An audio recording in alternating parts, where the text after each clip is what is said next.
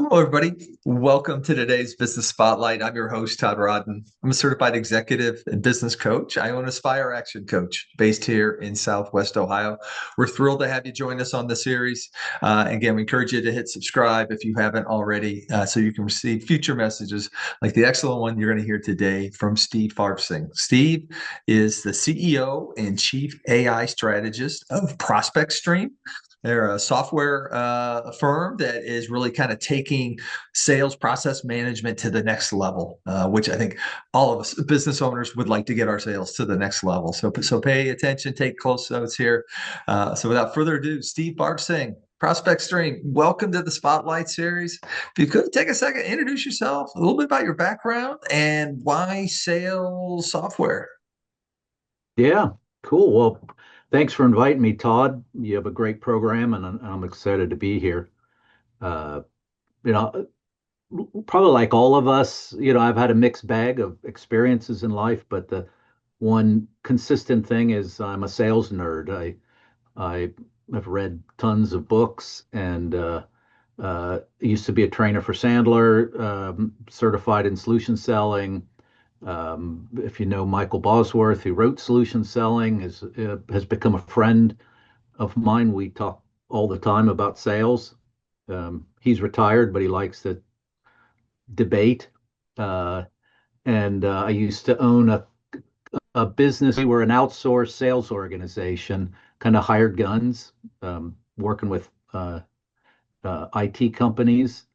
And we had at our high water mark before I sold out nearly 300 salespeople that I was responsible for. And so I learned a lot. In three locations, the Philippines and the Dominican Republic were two of them, and the other one was here. And the one here we used to refer to as the laboratory because we experimented with anything and everything to make us better at what we did. Um, so that's where I am today, carrying around all that knowledge, hoping I can help people out with it. So then tell us a little bit more about Prospect Stream, kind of what the service provides, and who are your target Yeah, customers for that? yeah. So ProspectStream is born from the, this, or I just call it a call centers, but kind of a confusing term, but it was born from that. We had the same problem everybody has. You hire well, you train well, you provide all the technology, and the 80/20 rule still bites you. And, I wanted to figure that out. And my previous life, I was in manufacturing, ran a manufacturer, and I learned Six Sigma and Kaizen and all those productivity techniques. And so I applied them to sales and found that there's actually a best way to do it. And of all the books that I've read, they all talk about what I call the say, what you say. You're in front of somebody. What magic words do you throw out there to make them fall in love with you? Nobody ever talks about the do. So things like how often do you call somebody? How many times do you call them? Do you leave a voice message? What kind of voice message? Through the entire sales process, when you put out a proposal, do you set the appointment? Do you let it go beyond a week? There's so many things. We have 45 rules that were impossible to deploy because it gets too complicated. And I was told that in no uncertain terms at a talk I did in Chicago, and I kind of got yelled at by one of the attendees that I didn't have software. So I built software, and so it's a totally different approach to managing the sales process. CRM is just a repository for data. And I ask people all the time, what does your CRM do for you? And they'll give me all kinds of answers. And I point out that it's not the CRM doing it, it's the salesperson. They provide the actions within that, when to call back and the notes they take and their interpretation of things, which, we all know isn't very, very good. And it takes a lot of time for the salesperson to do that. It takes them a couple hours a day, really. Um, so ProspectStream's eliminated all of that. It's a process, and it takes the salesperson through your process for each account, from cold call to close and really beyond that. So it's AI driven, but it's not Gen AI. It's called predictive AI. It's the stepchild. No one thinks about predictive AI, but its categories machine learning. It's the old AI, but we can optimize this salesperson's work to the point where we've had clients improve sales productivity by 1,200%, which is a number I shouldn't probably quote because it sounds outrageous, but it'll triple their productivity just by using it from day one, because it's taken away so much work that they normally have to do. And then once you build the campaigns and start to refine it, that's when you start getting those big numbers. And it's been tested for a long time. It's an old new product. Actually, it's been a 14-year development cycle. So it works perfectly. It's pretty amazing what it does. We just launched it in December for the public, and we're just getting out there and starting to sell it. Is there a certain target market, type of Oh, business? yeah. So trying to hit on where a lot of CRMs are not. Uh, uh, Manufacturing, distribution that have complex sales organizations. So if you have independent reps, there's some features in there that allows the reps to keep their own book of business separate while giving the manufacturer the statistical data, which is really all they want anyway. Are you selling our product? When are you selling it? The generalities of what the target markets are. Plus, the companies can create campaigns for their leads or for their marketing efforts and push leads out to the independent reps where they get full visibility of everything that the rep does towards those leads. And when I say everything, the software does track everything. People will ask me, well, does it track this? Does it track that? It ultimately can collect uh, data on 1,154 actions. And that's more than I could explain in the amount of time you and I have, Todd. But it does it all automatic. It's all part of the system. So the statistic that I think is most valuable is in a regular CRM, and this is an average. I didn't do the research. Gartner did the research. But when you use a CRM, it takes 17 minutes on average to work a record. Find who you're going to call, do the prep, make the call, document it. So 480 minutes in an 8-hour day. You can do the math on that. In ProspectStream, it takes 6 minutes. So I can tell you the math on that. That's 81. It's actually 5 minutes. It's almost 6, but so it's 81 clients you can work in a day versus 27. So that alone is right off the bat is where you'll triple the output of the salespeople. Whether they close any more of it or not, I can't control that. That's where you need a good coach, like Todd.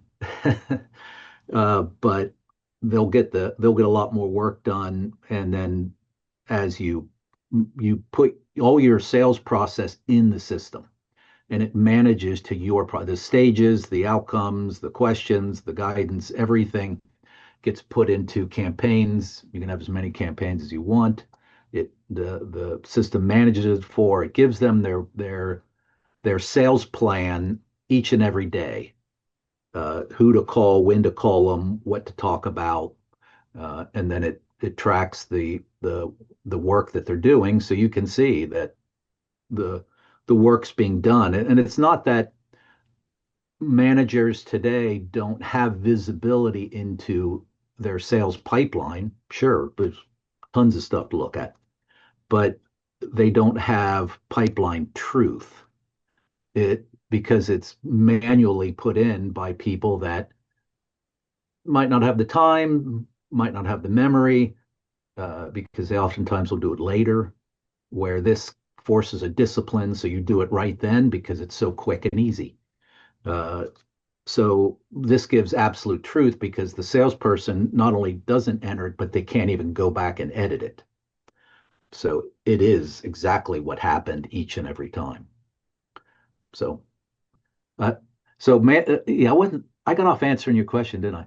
Manufacture people that have complex sales organizations is a great use for it. I mean, everybody that has to go out and sell, it's designed for. But the other side of that are organizations that have salespeople that aren't necessarily professional salespeople. So we have some medical facilities that have administrators or even nurse practitioners that are salespeople. They're selling every day, or banks or financial organizations where the brokers are good at being brokers. They're not necessarily good at being salespeople because there's the whole process is in there for them. All they have to do is follow the process. And I'll give you just a super short story. One of our long-term clients, um, they are a seasonal business, so it's like every year they start over again, and they'd always try to hire experienced salespeople. And I showed them how they could do it without experienced salespeople because they would just follow the process. And the first time we did it, I had to reassure the few people that had no sales experience that all you have to do is do what ProspectStream tells you to do. And and they killed it and they got up to speed fast. And it really was amazing that they outperformed the seasoned salespeople because these new people didn't know any better. They didn't get in the way of themselves. Uh, uh, anyway, so that's the two kind of areas that we're focused on initially. So you said, "Hey, this has been thanks for the examples. This has been 14 years in development, right? Of kind of learnings Yeah. coming together in market Mhm. about a year. So I'm curious, what have been the keys to the growth since you've gone in market? Is there a certain marketing strategy that's borne the most fruit?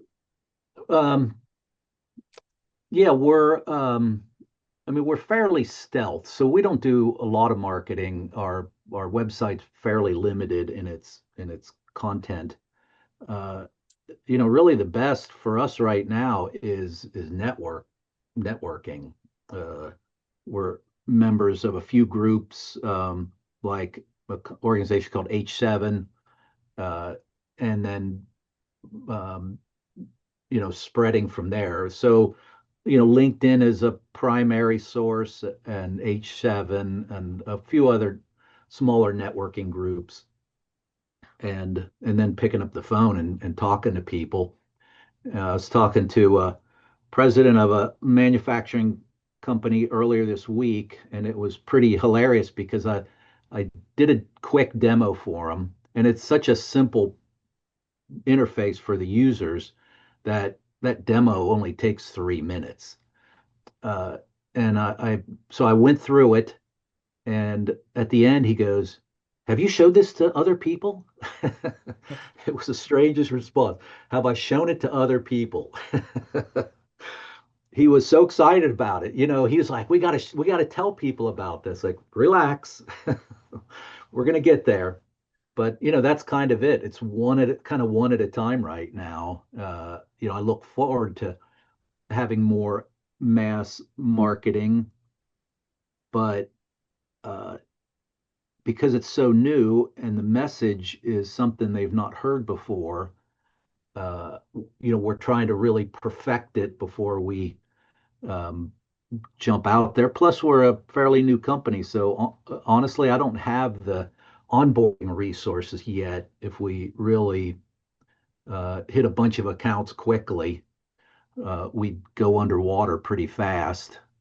So it's that new business balance of, getting getting the sales up and then getting the onboarding and support up and then the sales up a little bit more and back and forth. And uh, so there is a bit of a learning curve on the administrative side because you need to know what your sales process is uh, pretty pretty exactly. So we can onboard somebody quick. It doesn't take that long.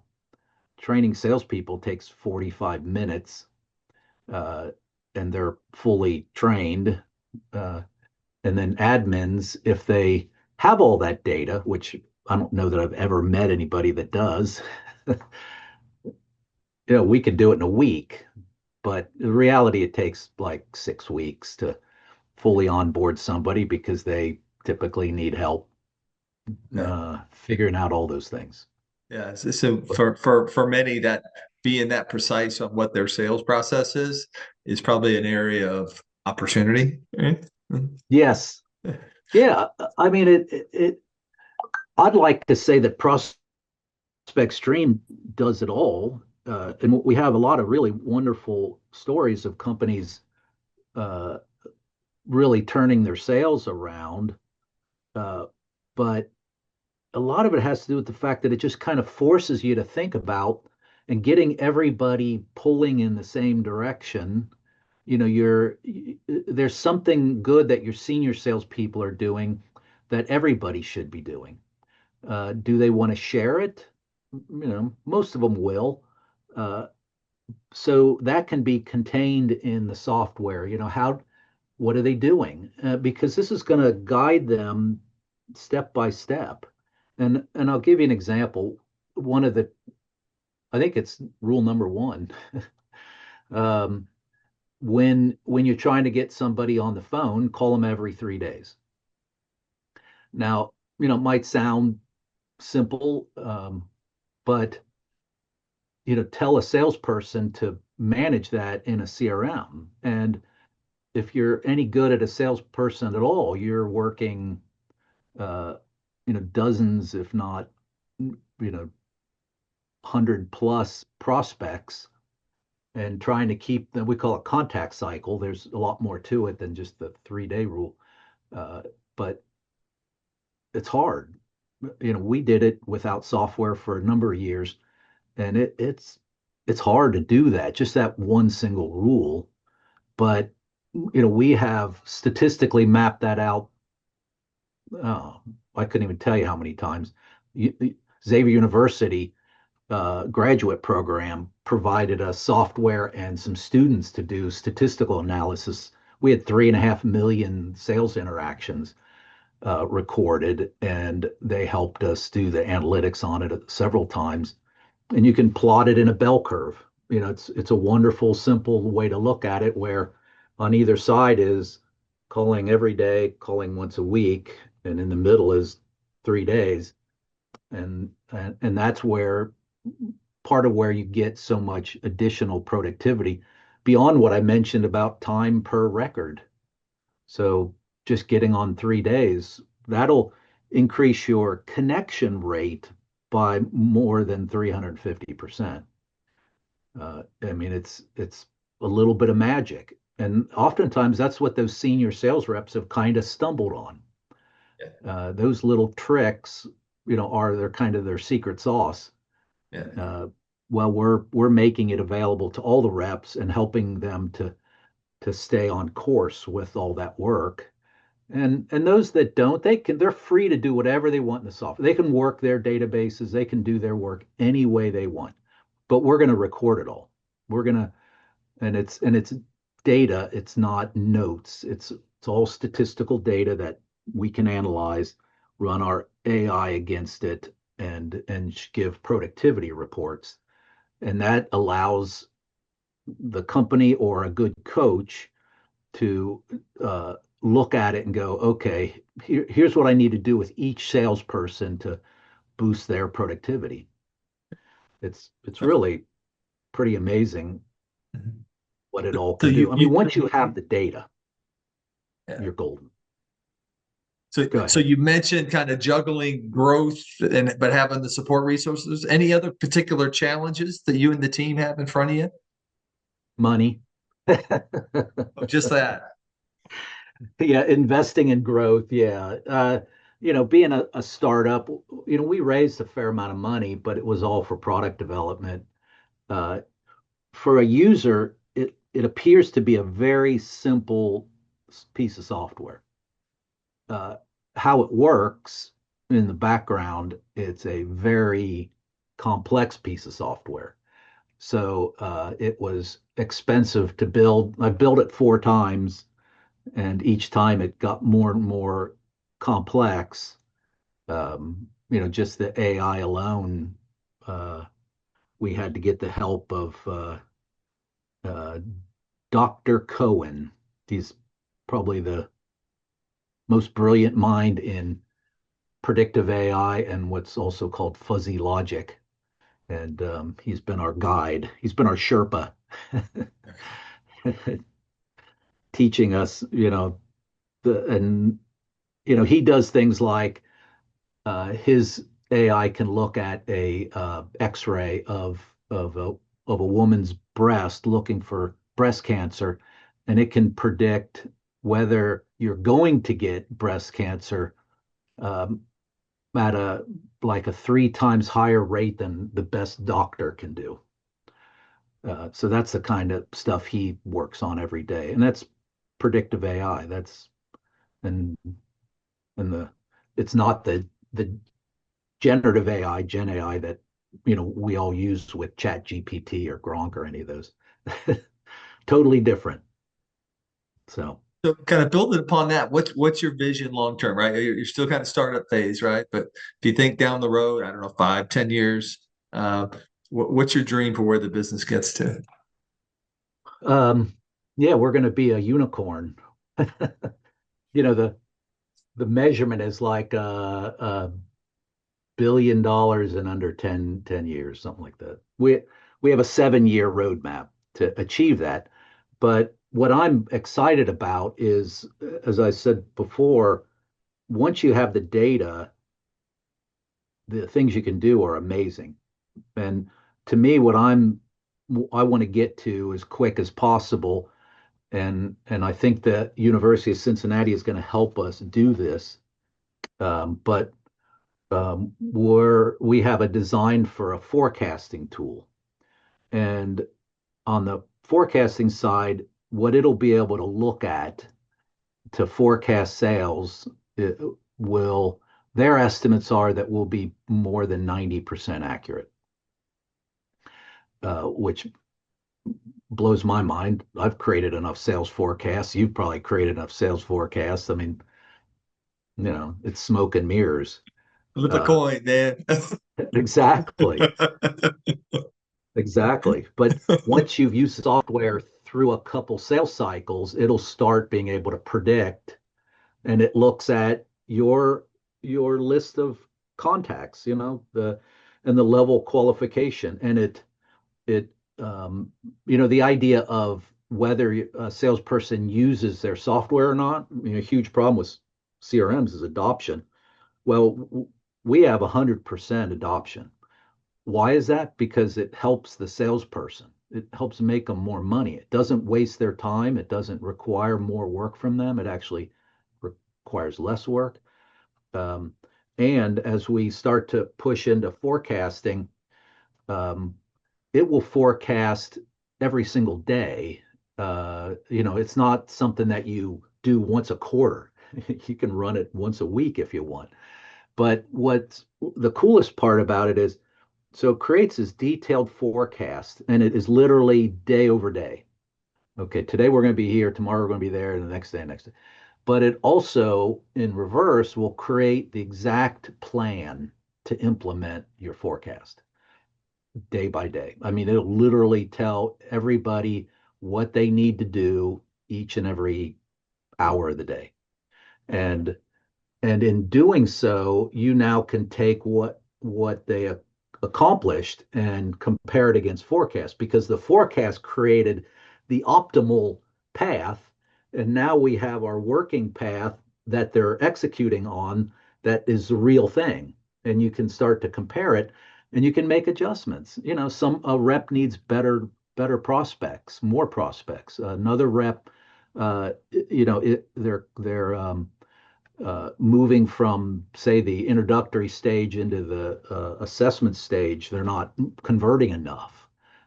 All those micro things now, long before the end of the quarter or whenever, you're fixing the problems.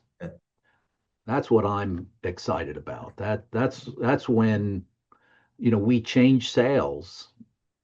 Too many salespeople, good people, spend their entire career never really being that successful, no matter how hard they work. I have friends that I meet for fellowship once a month for lunch, and we talk. And these guys are great people. They've worked their whole lives very hard and have never really done that well. Why is that? I want to fix that. I want to give them the opportunity to have the same kind of success. It's no longer luck.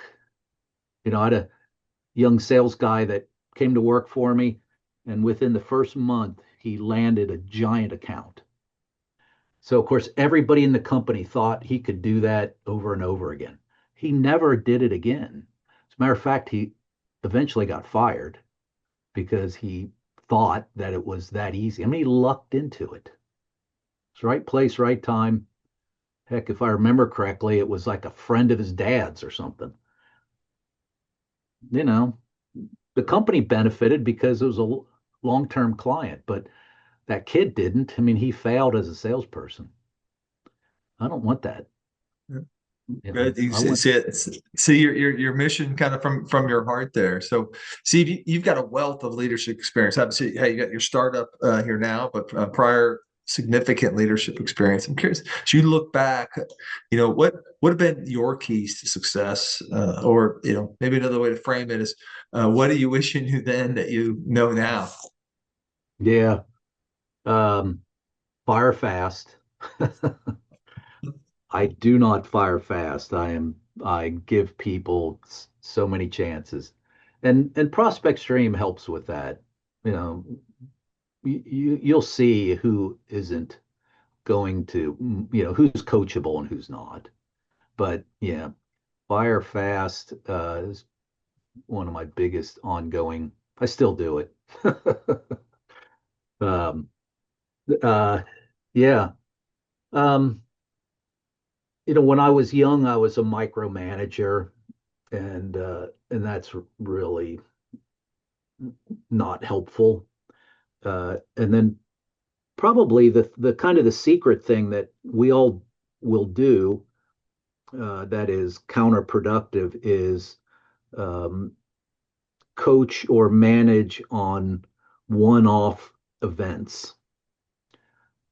So instead of coaching on patterns of behavior, they make a mistake and we're on them.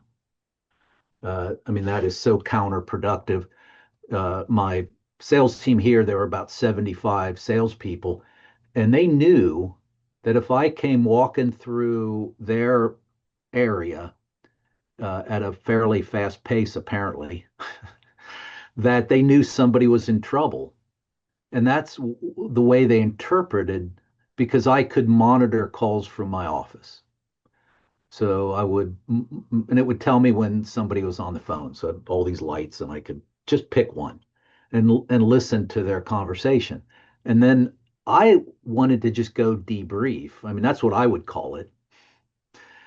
And they called it getting in trouble. And Sent to the you know, office. yeah, it's absolutely not what I wanted. So what I realized is that it's like being a soccer coach. And I did it for 11 years, uh, and I had to learn the hard way. During a game, you don't coach. Uh, you might, substitutions and, moving people into the best position. But, they make a bad pass. You're not going to yell about how they kicked the ball. you do that on Monday. When you see a pattern, if they're a good player and they did it one time during the game, I'm not going to bring that up. Why? Uh, because their self-esteem and their belief in themselves is as important as how good they really are. But we do it to salespeople. So You didn't Steve, ask that question. You know, so that's, I I guess that's love it. that yeah, we do get caught up that, hey, that one occurrence, we'll dwell on that instead of kind of Yeah, what's the consistent pattern of behaviors. yeah. And I So our know as a coach, that's what you're doing. You're looking at the the overall behavior and the trends, the patterns. You training them is different than coaching. coaching. You train on the anyway. You don't need to hear me rattle about that. So, Steve, as we our time flies, so as we look to wrap up here today, what are the best ways for folks to learn more, to get connected with you and or ProspectStream? Yeah, so website's easy. It's just prospectstream.com and email me if you want. It's just my first initial last name, S Farsing at prospectstream.com. And I'm happy to get a phone call. I answer my phone, leave a voice message if I don't pick up, but it's 513-295-3888. All right. Well, thank you for sharing the direct contact information. Not everybody is that open, and kudos to you for doing that. Encourage folks to go check that out because, again, business owners listen to this.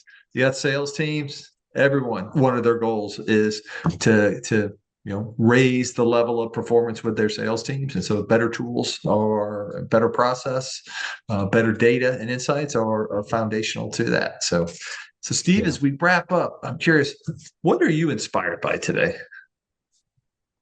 Um, uh, Starting companies is probably the hardest thing I've ever done, and I've done it a few times, and each time is a learning experience. And I have made friends with a few people that have done the work and have